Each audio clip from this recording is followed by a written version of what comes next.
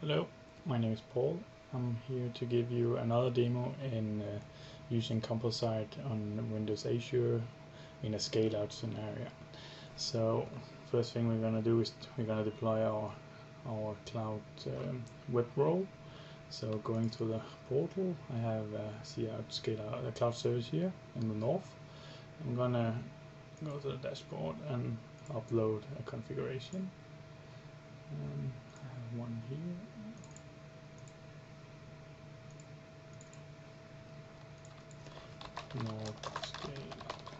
And it's configured for just one single instance right now, so we're going to deploy this. And while it's deploying, we just take a look at the configuration file. So this is the container I want to put the configuration files for the web role in, and this is the connection string for the Windows Azure blob storage. And when it's done, we can take a look at the blob storage also. And while it's putting this up, we'll set up a new website. I'm going to use Microsoft Web Matrix 3 and create a new app gallery. And then we can find Composite 4.0 down here. And we don't want to put it on Azure websites. And it takes a few seconds to install, and we're good to go.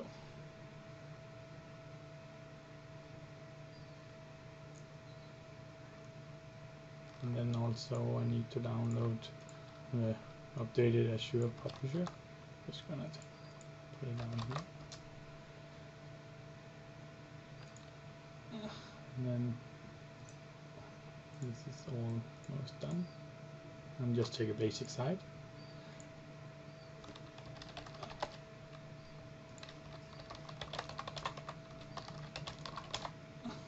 No newsletter, and start it. So let's take a look if it's soon done spinning up over here. Successful deployed. So you can probably see, so it's starting up the virtual machine right now, and we have our logging also. So nothing here yet. There'll come some trace logging here when the virtual machine has started up. We'll go back and look at our deployment. It's live. We're going to install the Azure Publisher and install local package because it haven't been added to the Composite package manager yet. And we have it here, the Publisher. And when it's done installing, it will restart the local site, and we are ready to push this to a storage account. The storage account is, let's take a look here. And so we have configured to use the deployment 5, so whenever it's done, the virtual machine is done in the start, it'll put up a container here, and we'll take a look in a few seconds again. So this is installed, so we just need to reboot the site.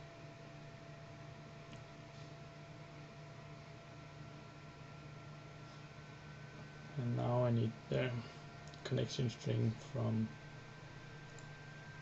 in here for the storage account we're using. Just copy paste it from here, and we're gonna go to the publisher and configure it, putting in the connection string and a container, website demo 7, and then pressing save. So this means that it created the folder in the storage account. Take a look. There should be one now called websites demo 7 here. And when we go back now, we can double tap this and publish. Now it's going to put up all the content, finding files, uploading them to file store. And this takes something like less than a minute, I think. And what it's doing is it's creating all the configuration files as well in the storage account. So let's take a look at those. And here we have the website. This is basically the content. So you could have uploaded this manual instead of putting using Web Matrix and Azure Publisher and stuff like that. But just need to have the website. This website for the configuration. We have an XML file, and we want this for this time. In the previous demo I had this default. Now I'm gonna put this to true because I want this site to write back to the storage account, and we just want to buy it on port 80. And then we are basically good to go. We don't need the local site anymore. We can close the matrix down, and we'll close this down, and we'll take a look at the see if this is up and running. Okay. Going to instance, we can see, and we have one instance running here, and that means we're good to go. And I have it here. So we have the deployment. We have the website is we call it. Yes, where did it go? Up here. So demo 7. This was the one. And website demo 007. We want to tell the web row now that it should use this website. So we take the deployment. We have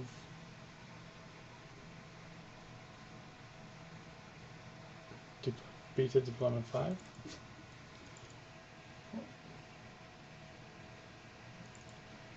Configuration websites. So by putting in, giving it a name, we just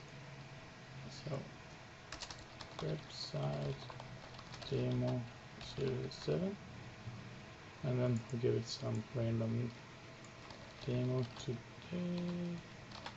Doesn't matter, just need to be a unique name.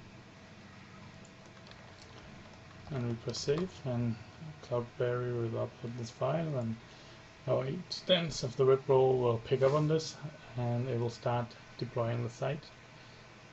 So we can now go to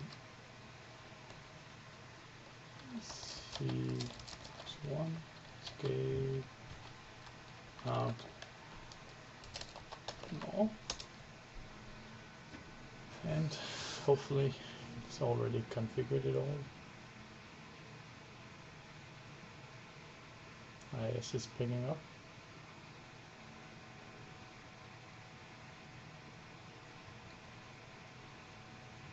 And the site is live. And we can also see this inside the website folder. So there's basically one instance that have downloaded the site now. Let's try to scale it up on Windows Azure. So scale.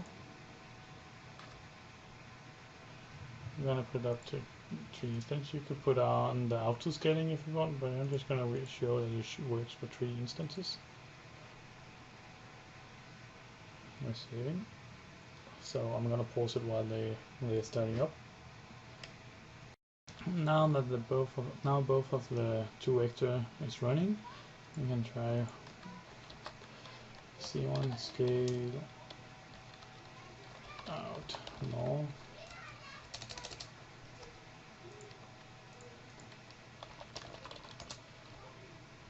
So basically we're just round robbing around one of the 3 instances, and what it's been configured is that if we go to this 61, we'll get the first instance. If we go to the second one, we get the second instance, so this one has to roll also. And the third instance also. So we could try hit the console on this one. We don't have access to that. Same goes for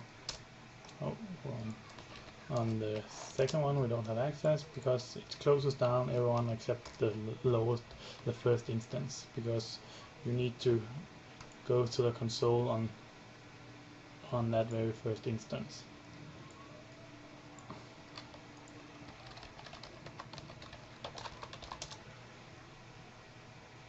And whenever we make a change to this first instance, it will automatically sync out all the changes to the other two instances.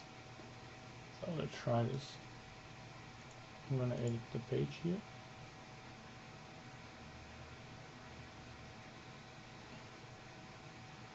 And take the heading here, we'll go to update it. Let's save and publish this. And now let's try to see what's on this. So of course this has been updated, but luckily we also updated the two other instances. This one has been updated and this one has been updated. And so this means whenever customers are hitting the site, whatever instance they are hitting, we will just get the updated version. Again, save and publish.